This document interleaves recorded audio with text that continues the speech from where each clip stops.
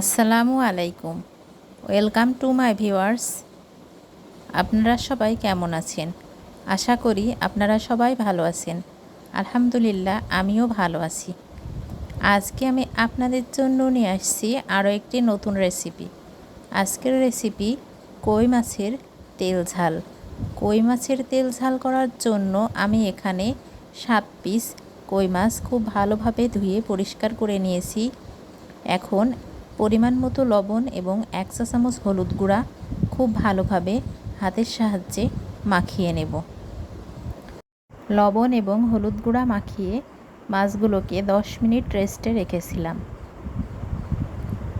এখন আমি কড়াইয়ে পরিমাণ মতো সরিষার তেল দিয়ে নেব মাছ ভাজার জন্য।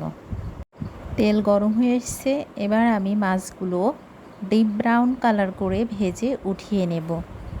ততক্ষণ সঙ্গে থাকুন। মাছগুলোর এক পিঠ হয়ে এসছে, উল্টিয়ে দিলাম।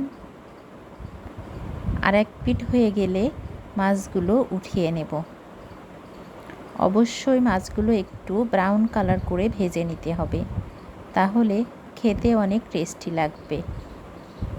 মাছগুলো ভাজা হয়ে এসছে, এখন আমি উঠিয়ে নিলাম। দেখুন কতটা ব্রাউন কালার করে ভেজে নিয়েছি। এবার আমি মাছ রান্নার জন্য মশলাগুলো পেস্ট করে নেব। 1 চা চামচ লবণ, 1 চা চামচ হলুদ গুঁড়া, 1 চা চামচ মরিচের গুঁড়া, হাফ চা চামচ ধনিয়া গুঁড়া, 1 চা চামচ জিরা গুঁড়া, হাফ চা চামচ আদা রসুন পেস্ট। এখন আমি অল্প একটু পানি দিয়ে মশলাটাকে পেস্ট করে নেব। এগুলা যেহেতু গুঁড়া মশলা, এজন্য আমি পেস্ট করে নিলাম।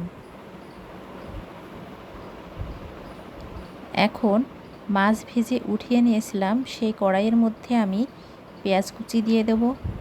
পেঁয়াজ কুচিগুলা হালকা ব্রাউন কালার করে ভেজে নেব। পেঁয়াজগুলা ভাজা হয়ে গেলে আমি পেস্ট করা মশলাটা দিয়ে দেব। মশলাটা কষিয়ে নেব। মশলা কষানো হয়ে গিয়েছে, এখন আমি পরিমাণ মতো পানি দিয়ে নেব।